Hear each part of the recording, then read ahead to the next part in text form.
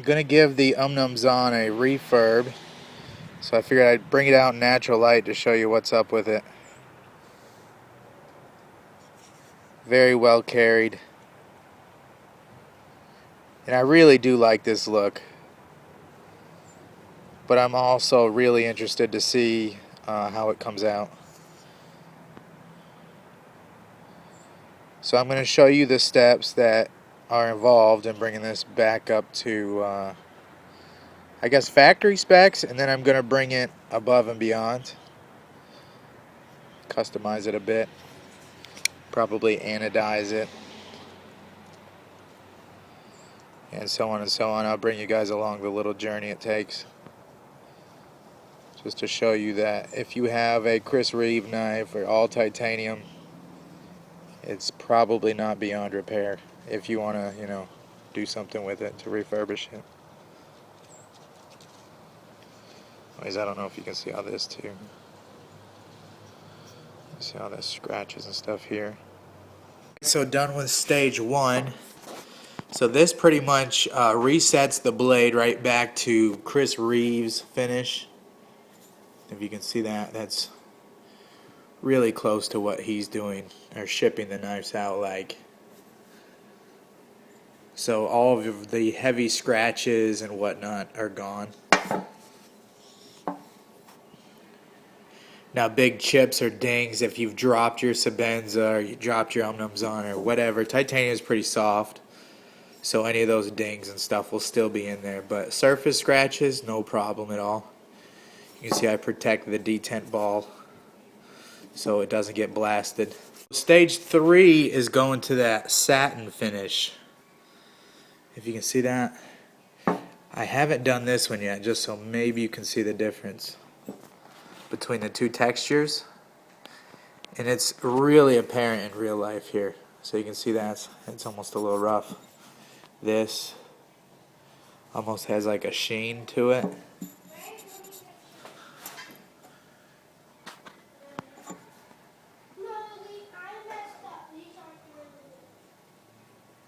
So you can stop at any one of these stages. You can stop right here. If Chris refurbished your knife, he would stop right here and send it back to you.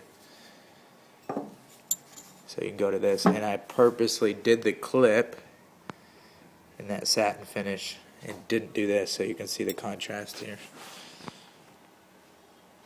They're the same shade of gray, but when you get it in the light, it is really apparent.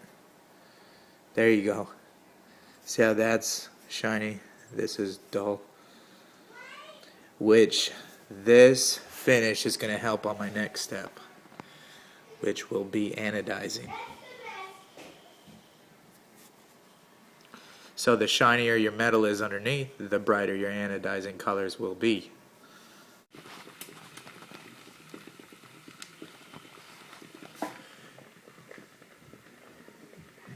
Let's see if we can see the color change.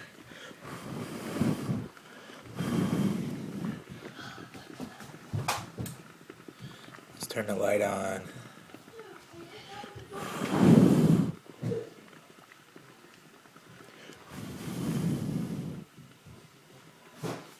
Maybe you can see a green in there. You didn't open the door. Okay.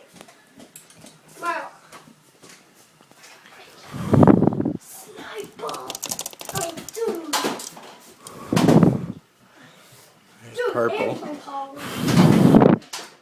Is that purple?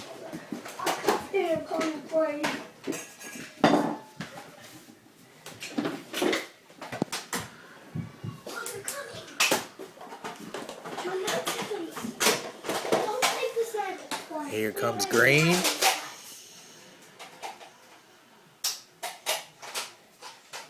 That's bad. Good.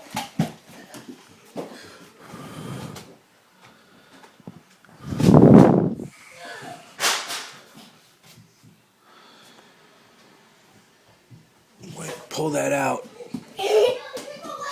when the amperage hits right. Man. Woo, doggy. If any of you guys know anodizing, you know green's probably the hardest color to hit. because really it only appears on the very high end voltage. So if anything's detracting any voltage off, you won't hit the green. Check that out. Let's dry it off and get it together. Man. So I don't know what stage we're at, but I'm going to make all the hardware satin.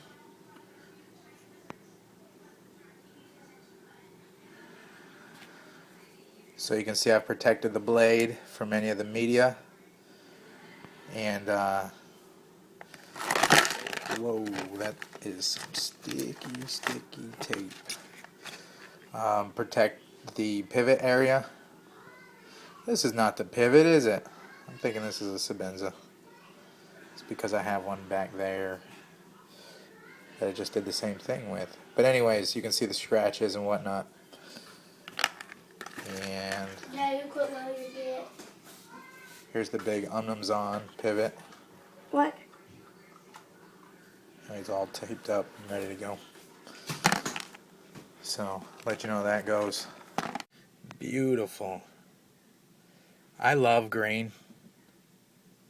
Always have.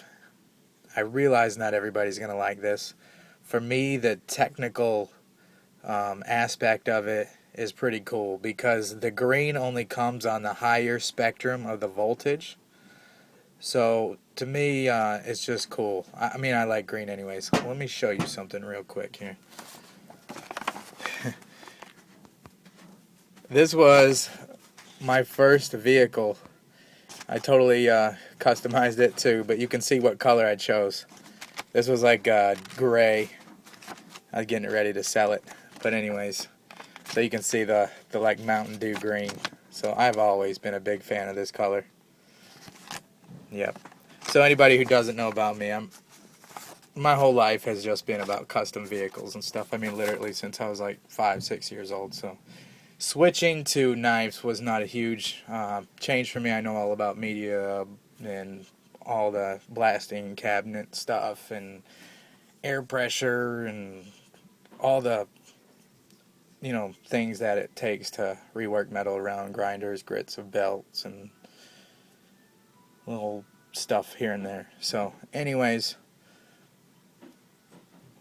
this is a color that I love, and technically it's a little more difficult than like the bronze and the blues that are kind of low voltage.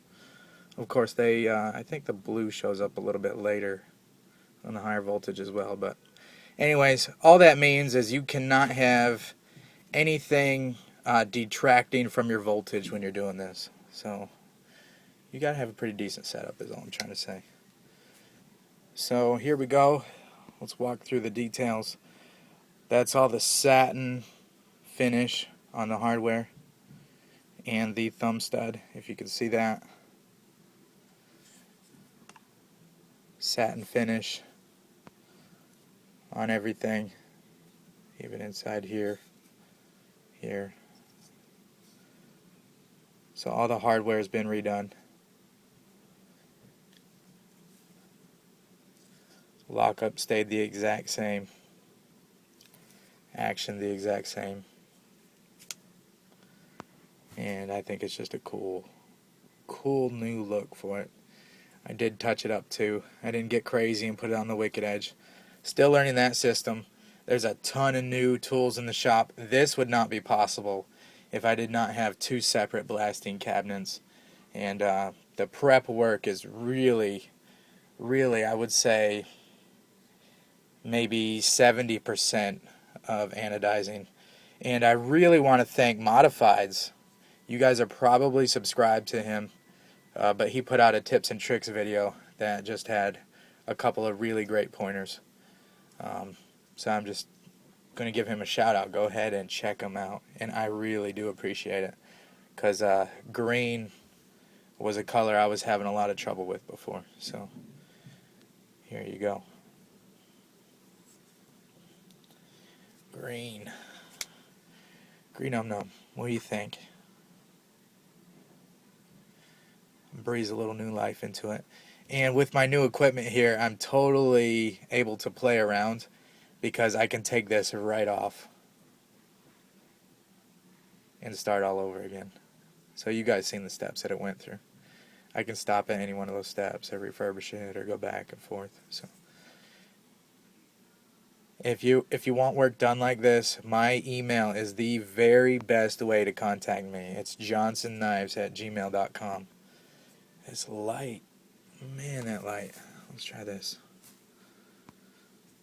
A PM on YouTube is very likely to get lost, because every single comment from any video I've ever done comes through in that inbox and all that. It just gets confusing. So JohnsonKnives@gmail.com if you need anything. It might take me a day or two to get back to you. I try to get back, within 48 hours or so, but only one person here. So I wish everybody a happy new year. Should be New Year's Day by the time this video goes up, and hopefully everybody enjoyed themselves and stayed safe. So that's it, guys. Thanks for hanging out, and please go check out Modifieds. Seems like a really great guy. Has a really nice hinder collection. So check him out. Appreciate it, guys. This is just a quick look at a lot of new things to come. I have a lot of new equipment in the shop, so having lots of fun. But I want to get it figured out before I start showing stuff, so that's it. I hadn't disappeared. I hadn't forgot about your knife if you're here. I'm just figuring things out. Thanks a lot, guys. See ya.